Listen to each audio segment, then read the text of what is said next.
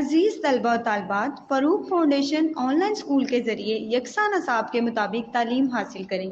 अगर हमारी वीडियोस पसंद आएँ तो चैनल को सब्सक्राइब करें और दोस्तों के साथ शेयर करें और बेल आइकन को लाजमी दबाएं ताकि आइंदा आने वाली तालीमी वीडियोस आप हासिल कर सकें। Assalamu alaikum students. Here I'm teach to physics class 9th. Students, if you listen and watch all these video lectures with full attentively, then hope so you will get excellent marks in the exams. मेरी parents से भी एक request है, वो अपने बच्चों को online learning के बारे में उन्हें अवेयरनेस दें ताकि बच्चे अपनी स्टडी को कंटिन्यू रख सकें। स्टूडेंट्स, इस तरह ऑनलाइन लर्निंग करके आपको किसी इंस्टीट्यूट और किसी ट्यूटर से भी हेल्प लेने की ज़रूरत नहीं पड़ेगी। होप सो आपके बहुत सारे कंसेप्ट्स भी क्लियर होंगे। फ़ारूक फाउंडेशन ऑनलाइन स्कूल के तहत आप ग्रेड 1 से लेके ग्रेड 10 तक हमारे इस यूट्यूब चैनल पर ऑल वीडियो लेक्चर्स मौजूद हैं। उम्मीद है हमारे ये वीडियो लेक्चर्स आपके एग्ज़ाम्स की प्रिपरेशन के लिए आपके लिए बहुत हेल्पफुल होंगे। स्टूडेंट्स, आप हमारे इस यूट्यूब चैनल को सब्सक्राइब कीजिएगा, लाइक कीजिएगा और शेयर कीजिएगा। Thank you so much students. Now today we discuss about the topic number 6.3 which is the kinetic energy. ठीक है स्टूडेंट्स, जिस भी चीज़ में मोशन होगा, हरकत होगी, तो उसमें काइनेटिक एनर्जी होगी। ठीक है, कोई भी चीज़ चाहे वो हरकत कर रही है या मोशन कर रही है तो वहाँ पे काइनेटिक एनर्जी मौजूद होगी। ठीक है, लेट्स सपोज स्टूडेंट्स, हम लोग विंड की बात करते हैं। अगर कोई हवा चल रही हो या मोशन में हो तो उसे हम लोग कहते हैं विंड। अब जो विंड है, हम देखते हैं कि कौन कौन से वर्क परफॉर्म करती है। इसमें एनर्जी है तो ऑब्वियसली ये हमारे पास वर्क परफॉर्म करती है। आपने सीलिंग स्पोर्ट्स देखी होंगी। ठीक है, अब जब हवा चलती है तो उन बोर्ड्स को अपनी डायरेक्शन में लेके जाती है। ठीक है, तो जो सीलिंग बोर्ड्स जो हैं वो विंड की वजह से मूव कर रही होती हैं। अब जो विंड है इसमें एनर्जी है कि वो उसको मूव करवा सकें। Clear? Similarly students, moving water, आपको पानी चलता हुआ नज़र आता है। ठीक है, moving water in a river can carry wooden logs through large distance. यहाँ पे विंड मौजूद होगी तो ऑब्वियसली वो उस वाटर को मूव करवा रही है। उन विंड में एक काइनेटिक एनर्जी है जो उसको मूव करवा रही होती है। सिमिलरली हमारे पास जो ड्राइव टर्बाइंस होती हैं, मिल्स होती हैं, उनमें बहुत बड़े फ़ैन लगे होते हैं। ठीक है, हवा चलती है, उस हवा की वजह से, हवा के प्रेशर की वजह से, हवा की स्पीड की वजह से जो फैंस हैं वो घूमना शुरू हो जाते हैं। जब वो फैंस घूमते हैं तो उसकी वजह से वहाँ पे इलेक्ट्रिसिटी प्रोड्यूस होती है। ठीक है, हम लोग विंड से इलेक्ट्रिसिटी प्रोड्यूस कर रहे हैं। ठीक है, अब जो विंड से है मतलब मैकेनिकल एनर्जी, अब मैकेनिकल एनर्जी को हम लोग कन्वर्ट करते हैं इलेक्ट्रिकल एनर्जी में। ठीक है, this a body has kinetic energy because it do work to its motion. जब किसी भी चीज़ में मोशन आ जाए तो हम लोग कहते हैं कि इसमें काइनेटिक एनर्जी मौजूद है। इसको हम लोग नेक्स्ट वन हम लोग कहते हैं the energy possessed by a body due to its motion. ठीक है, इज कॉल्ड काइनेटिक एनर्जी। मतलब कोई भी मोशन है, ठीक है, कोई भी चीज़ अगर हरकत कर रही है तो हम लोग कहेंगे कि इसमें काइनेटिक एनर्जी मौजूद है। लेट्स सपोज स्टूडेंट्स, हम लोगों ने एक एग्जांपल ली है। लेट्स सपोज हमारे पास कोई एक ब्लॉक है, ठीक है, जिसका मैस m है। ठीक है, हम लोगों ने लेट्स सपोज इसके ऊपर फोर्स लगाई है। ठीक है, इस डायरेक्शन में हम लोग इसके ऊपर फोर्स लगा रहे हैं। ये बॉडी मूव करके हमारे पास, ठीक है, एक नेक्स्ट जगह पे आ जाती है। ठीक है, इसने इतना डिस्टेंस कवर किया। ठीक है, और ये बॉडी यहाँ पे आ गई। इसने यहाँ से लेकर यहाँ तक इतना डिस्टेंस मूव किया। ऑब्वियसली जब इसने मूव किया तो इसकी कोई ना कोई स्पीड भी होगी और कोई ना कोई इसकी ख़ास वेलोसिटी भी होगी। जिसमें जब बॉडी को फोर्स लगाई और इसने कोई डिस्प्लेसमेंट कवर किया, इसमें का मतलब ये हुआ कि वहाँ पे वर्क डन हुआ। Work done by it due to its motion, उसके हरकत करने की वजह से वहाँ पे वर्क डन हुआ। ठीक है, क्योंकि वहाँ पे वो एक मोशन करके ऑब्जेक्ट एक जगह से दूसरी जगह पहुँचा कि इसमें काइनेटिक एनर्जी मौजूद है। क्लियर? सो काइनेटिक एनर्जी को हम लोग रिप्रेजेंट करते हैं कि इसी हम इसको रिप्रेजेंट करते हैं work done by due to its motion. Work done का फॉर्मूला है W is equal to F S के, जो कि हम लोगों ने अभी प्रीवियस लेक्चर में रिप्रेजेंट किया था। W is equal to F S. Clear students, वो हम लोगों ने यहाँ पे पुट आउट कर दिया। लेट्स सपोज जब इस ऑब्जेक्ट ने स्टार्टिंग में मूव करना स्टार्ट किया तो ठीक है, इसकी जो इनिशियल वेलोसिटी थी, ठीक है, लेट्स सपोज हम लोगों ने उसको नाम दिया, इनिशियल वेलोसिटी को नाम दिया v का। जब हमारे पास लेट्स सपोज जब वो फाइनल वेलोसिटी थी उसकी वो 0 थी, और जब ये मूव करके जा रहा था, ठीक है, ऑब्वियसली जब इस पे अपोजिट फ्रिक्शन भी एक्ट कर रही है तो फ्रिक्शन जो किसी भी ऑब्जेक्ट में रुकावट पैदा करती है, ठीक है। अब जब फ्रिक्शन उसको रोकेगी तो ये ऑब्जेक्ट यहाँ पे आके स्टॉप हो जाएगा, क्लियर, यहाँ पे आके रुक जाएगा। तो हम लोग ये कहेंगे कि जो इसकी फाइनल वेलोसिटी है वो 0 हो गई, ठीक है, according to the F is equal to M A के।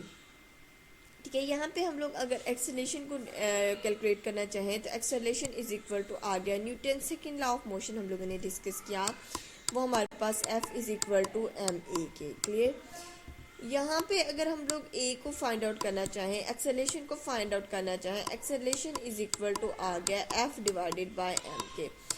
अब ऑब्वियसली जब कोई ऑब्जेक्ट मूव कर रहा है उसमें कोई ना कोई वेलोसिटी है, तो obviously rate of change of velocity with respect to time is called acceleration. Clear, तो हमने कहा कि उसमें हमारे पास एक्सेलरेशन प्रोड्यूस हो गया, ठीक है। अब स्टूडेंट्स हम लोगों ने एक्सेलरेशन की बात कर लेते हैं। एक्सेलरेशन हमारे पास आ गया एफ डिवाइडेड बाय एम के। Clear, according to the third equation of motion, since motion is opposed, क्योंकि नेगेटिव साइन हम लोगों ने इसीलिए रिप्रेजेंट किया है कि वो मोशन को अपोज कर रहा है, ठीक है। ये नेगेटिव साइन है वो ये शो कर रहा है कि जो इसकी जो मोशन है वो ऑपोजिट साइड है, ठीक है, वो अपोज कर रही है, ठीक है। According to the third equation of motion 2as is equal to V F square minus V I square, ठीक है। तो हमारे पास एक्सेलरेशन है वो इक्वल टू हो गया minus F divided by M के। सिंपल डिस्प्लेसमेंट एज इट रहा, इसकी फाइनल वेलोसिटी 0 थी और इनिशियल वेलोसिटी v थी, ठीक है। तो हम लोगों ने ये देखा कि F S is equal to, यहाँ पे हमारे पास अगर हम लोग इसको रिप्रेजेंट करें, -2 F S divided by M is equal to V square आ गया, ठीक है। अब अगर हम लोग यहाँ से एफ एस को कैलकुलेट करना चाहें तो F S is equal to हमारे पास आ गया 2 F S is equal to हमारे पास आ गया एम वी स्केयर के, ठीक है। तो यहाँ पे अगर हम लोग एफ एस को कैलकुलेट करना चाहते हैं तो 2 यहाँ से आके डिवाइड हो जाएगा, F S is equal to M B square divided by 2 यहाँ पे आ गया। तो F S is equal to 1/2 M V square हमारे पास आ गया। क्लियर, अब हम लोगों ने फर्स्ट वन इक्वेशन जो डिस्कस की थी, kinetic energy is equal to M V square क्या आ गया। अगर हम लोग यहाँ पे एफ एस की वैल्यू को पुट करें, हम यहाँ पे equation number 3 and equation number 4, equation number 3 हमारे पास ये है W is equal to F S के, और काइनेटिक एफ एस की जगह पे हम लोग रिप्रेजेंट कर दें 1/2 एम वी स्केयर, तो हमारे पास काइनेटिक एनर्जी इक्वल टू आ जाएगी 1/2 एम वी स्केयर के, ठीक है। ये हमारे पास कहलाती है first equation of motion. Clear students, kinetic energy is equal to 1/2 M V square. Kinetic energy possessed by a body of mass m moving with velocity v। Clear students, next हमारे पास एक छोटी सी एग्जांपल है, इस example को हम लोग discuss कर लेते हैं। Clear, a stone of mass 500 grams strike the ground with velocity 200 meter per second. How much is kinetic energy of the stone at the time it strikes the ground? एक stone है जिसका जो मास है वो 500 ग्राम है, वो 200 वेलोसिटी की metre पर सेकंड से ज़मीन को हिट करता है, ठीक है। उसने kinetic energy, how much is the kinetic energy, उसकी काइनेटिक एनर्जी कितनी होगी as stone at the time it strike the ground. हम लोगों ने फर्स्ट देखना है मैस कितना है उसका। मैस है स्टोन का 500 ग्राम, तो हम इस ग्राम को फर्स्टली किलोग्राम में कन्वर्ट कर लेंगे, जो कि हमारे पास आ गया 0.5 किलोग्राम। नेक्स्ट वन हमारे पास उसकी वेलोसिटी है 1/2 20 metre per second. Kinetic energy का फॉर्मूला है 1/2 mv स्केयर। मैस हमारे पास 0.5 किलोग्राम है और वेलोसिटी हमारे पास है 20 मीटर पर सेकेंड स्केयर। तो हम लोग जब 0.5 को 20 मीटर पर सेकेंड स्केयर, मतलब 20 का स्केयर आ गया, 20 का स्केयर अगर हम लोग करेंगे तो 400 आ जाएगा। 400 को जब हम लोग 0.5 से मल्टीप्लाई करेंगे, देन 2 से उसको डिवाइड करेंगे, तो हमारे पास आ जाएगा 100 joule ounce. So the kinetic energy of the stone is 100 joule as it strike the ground. तो हम लोग ये कह सकते हैं उस स्टोन ने 100 जॉल एनर्जी को स्टोर किया ज़मीन को टकराने तक। जब वो ज़मीन से टकराया, ठीक है, वो जब वो ग्राउंड से टकराया तो उस स्टोन ने 100 जॉल काइनेटिक एनर्जी को स्टोर किया। Clear students? I hope students ये काइनेटिक एनर्जी और साथ में का जो हमने ड्राइव की, उसका फॉर्मूला ड्राइव किया, ये आपको बहुत अच्छे से समझ आ गया होगा और ये न्यूमेरिकल भी आपको बहुत अच्छे से समझ आ गया होगा। स्टूडेंट्स अब हम डिस्कस करेंगे टॉपिक नंबर 6.4 पोटेंशियल एनर्जी। हमने ये कहा कि वर्क तब होता है कि जब एक बॉडी पर फोर्स लगाई जाए और वो उस डायरेक्शन में डिस्प्लेस करे तो वहाँ पे वर्क होगा। अक्सर ऐसा होता है कि एक बॉडी वर्क की हालत में होती है, वो रुकी हुई होती है, तो उसके अंदर भी ये एबिलिटी होती है तो वो वर्क परफॉर्म कर सके। अब ये कैसे हो सकता है कि अगर एक बॉडी रेस्ट की हालत में है, रुकी हुई है, तो उसमें कोई किसी किस्म का कैसे वो वर्क करेगी? तो हम एक एग्जांपल डिस्कस करते हैं। फॉर एग्जांपल, एक दरख्त में एक जो एप्पल है वो लगा हुआ है, क्लियर? और जो इस एप्पल का मैस है वो लेट्स सपोज हमारे पास m है। ये एप्पल अभी रेस्ट की हालत में है, ठीक है। An apple on a tree is capable to do work as it falls. इसके ऊपर ग्रेविटी वर्क कर रही है, इस एप्पल का जो मैस है, ठीक है, इस पे जो ग्रेविटी है वो उसको डाउनवर्ड डायरेक्शन में खींच रही है, ठीक है। जो मैस है तो मैस के ऊपर ग्रेविटी एक्सर्ट कर रही है, तो हम लोग वहाँ पे बात करते हैं वेट की, W is equal to mg। अब जैसे ही ये एप्पल टूटेगा तो ये फौरन ये नीचे की तरफ एक्सर्ट करेगा, कि ठीक है, मतलब कि ग्रेविटी इसको अपनी तरफ अट्रैक्ट कर रही है। तो इट्स मीन स्टूडेंट्स यहाँ पे हमारे पास एक फोर्स एक्सर्ट हुई। तो हम ये कह सकते हैं कि इसका जो ये वेट है W is equal to mg होता है, कि हम लोग उस पर फोर्स एक्सर्ट कर रही है, क्लियर? अब जैसे ही ये सेब ऊपर से नीचे गिरेगा तो ठीक है, तो ये हमारे पास एक डिस्प्लेसमेंट कवर करेगा, जिसे हम लोग रिप्रेजेंट करते हैं s के साथ, ठीक है। क्योंकि यहाँ पे इस केस में ये हमारे पास एक सर्टेन हाइट पे है, इस केस में हम लोग इसको डिस्प्लेसमेंट को रिप्रेजेंट करेंगे h के साथ, ठीक है। अब स्टूडेंट्स फोर्स एक्सर्ट हो रही है तो साथ में ये हमारे पास डिस्प्लेसमेंट भी है, जो कि हमारे पास h भी है, तो F multiply by is equal to work done के। तो हमारे पास वर्क डन, हम लोगों ने फार्मूला पढ़ा था W इक्वल टू FS के। यहाँ पे फोर्स भी लग रही है और डिस्प्लेसमेंट भी कवर हो रहा है, तो हम लोग कह सकते हैं कि W, ये जो एप्पल है ये वर्क कर रहा है। अब जब ये वर्क डन हो रहा है, किस एनर्जी की वजह से हो रहा है? वो है पोटेंशियल एनर्जी, क्लियर? सो अब हम ये कह सकते हैं कि यहाँ पे हम ये एनालिसिस कर सकते हैं कि जो एनर्जी है, पोटेंशियल एनर्जी की वजह से जो वर्क डन हो रहा है, ठीक है, वो किस वजह से है? ठीक है, इसकी हाइट की वजह से है। Basically the energy possessed by a body due to its position is known as the potential energy.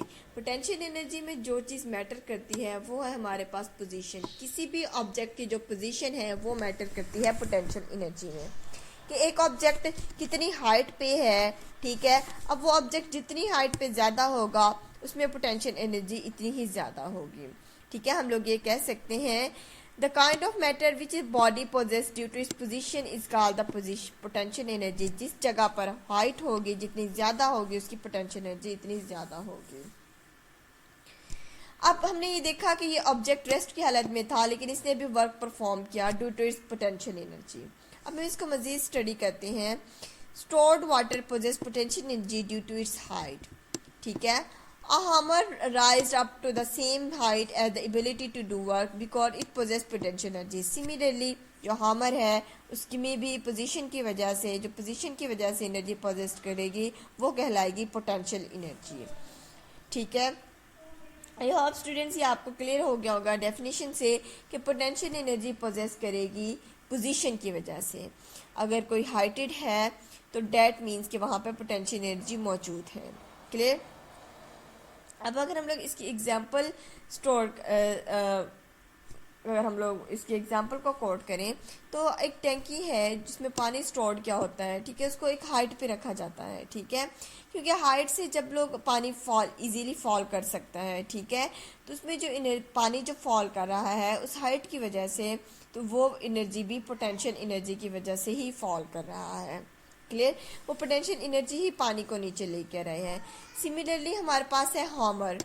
हमारे पास एक हथौड़ा है। ठीक है, जब हम इसको हैमर को एक हाइट पे लेके जाते हैं, ठीक है, जब उसको हाइट पे लेके जाके छोड़ते हैं तो वो नीचे जाके गिरेगा, तो जब हम फोर्स एक्सर्ट करेगा। ठीक है, अब यहाँ पे जहाँ पे लेट्स सपोज यहाँ पे जाके हमने छोड़ा है इसको, तो वो डिस्टेंस भी कवर कर रहा है और फोर्स भी एक्ट कर रही है, तो हम लोग कह सकते हैं कि वहाँ पे भी वर्क होगा। क्लियर, तो ये भी हमारे पास जो फोर्स एक्ट कर रही है वो भी हमारे पास इसकी हाइट की वजह से ही एक्ट कर रही है।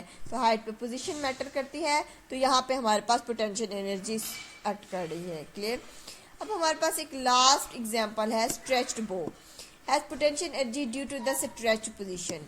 जब हम लोग किसी भी चीज़ को स्ट्रेच करते हैं, ठीक है, जब हम उसको छोड़ते हैं तो जो ये एरो है ये इतनी स्पीड के साथ जाता है। ठीक है, वो जाके स्ट्राइक करता है।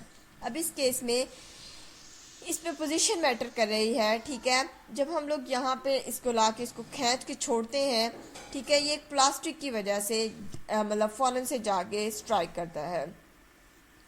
अब स्टूडेंट्स अगर हम लोग इस केस में देखें तो पोटेंशियल एनर्जी को फर्दर 2 टाइप्स में डिवाइड किया गया है। ठीक है, इस केस में जो हमारे पास पोटेंशियल एनर्जी एक्ट कर रही है उसे हम कहते हैं elastic potential energy. The energy present in the stretched bow is called the elastic potential energy. मतलब इलास्टिक कहते हैं जमाशुदा एनर्जी को, जो एनर्जी उसमें स्टोर्ड हो गई है, इस तीर कमान में एनर्जी जो स्टोर्ड हुई है उसको हम लोगों ने कहा इलास्टिक पोटेंशियल एनर्जी। ठीक है,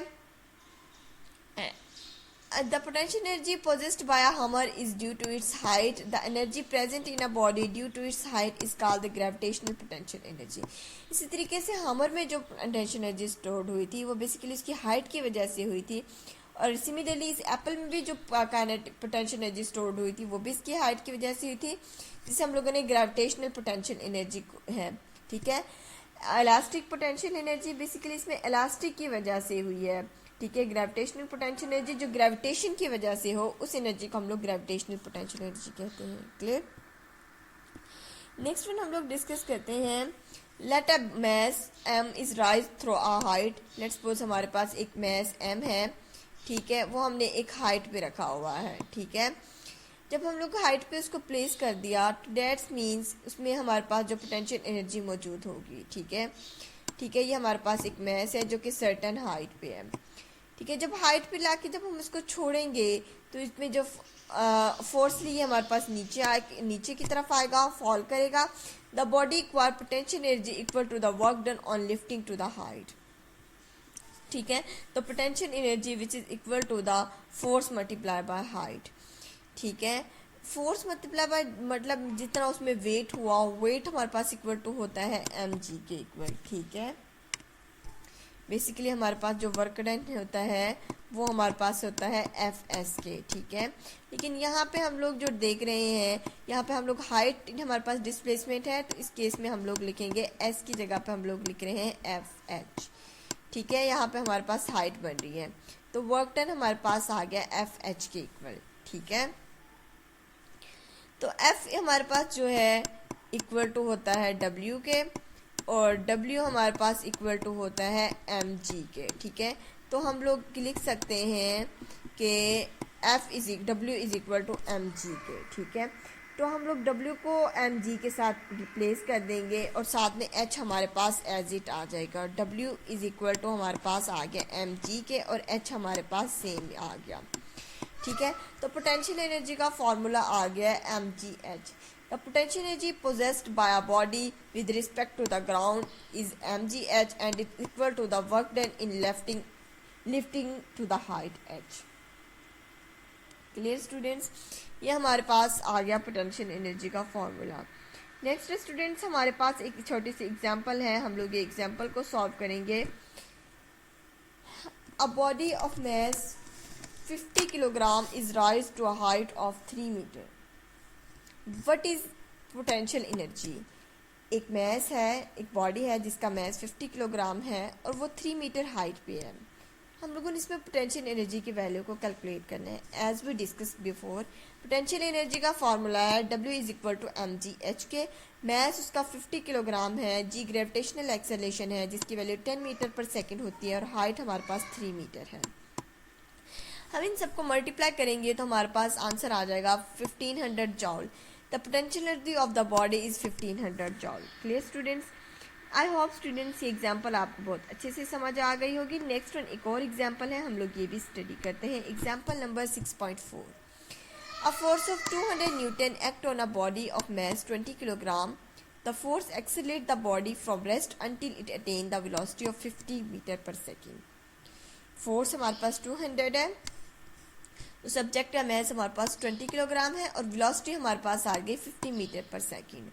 तो the distance the force act, उस फोर्स पर कितना डिस्टेंस एक्ट कर रहा है, उस डिस्टेंस की वैल्यू को हम लोगों ने कैलकुलेट करना है। बेसिकली हमारे पास work done on the body is equal to होता है काइनेटिक एनर्जी के। काइनेटिक एनर्जी का फॉर्मूला है 1/2 mv² और फोर्स का वर्क डन का फॉर्मूला है W is equal to Fs के इक्वल होता है। हम लोगों ने बेसिकली यहाँ से S को कैलकुलेट करना है, तो S फोर्स इधर जाके मल्टीप्लाई हो जाएगी 1/2 mv² F डिवाइडेड बाई 2। ठीक है, तो ये हमारे पास आ जाएगा। जो फोर्स हमारे पास 200 है, ये हमारे पास फॉर्मूला आ गया। बेसिकली हम लोगों ने यहाँ पे S को कैलकुलेट करना है, तो ये हमारे पास आ गया। Let's suppose 2Fs is equal to mv²। ठीक है, यहाँ से हम लोगों ने S को कैलकुलेट करना है, तो S हमारे पास इक्वल टू आ गया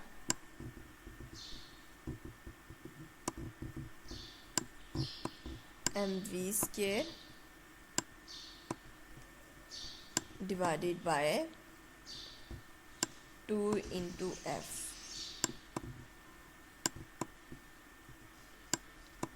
ठीक है, मैस हमारे पास 20 किलोग्राम है, फोर्स हमारे पास फोर्स जो है उसकी वैल्यू हमारे पास, मैस हमारे पास 20 किलोग्राम है, वेलोसिटी हमारे पास 1500 है और 2 सेम इज रहा और फोर्स हमारे पास है 200 न्यूटन।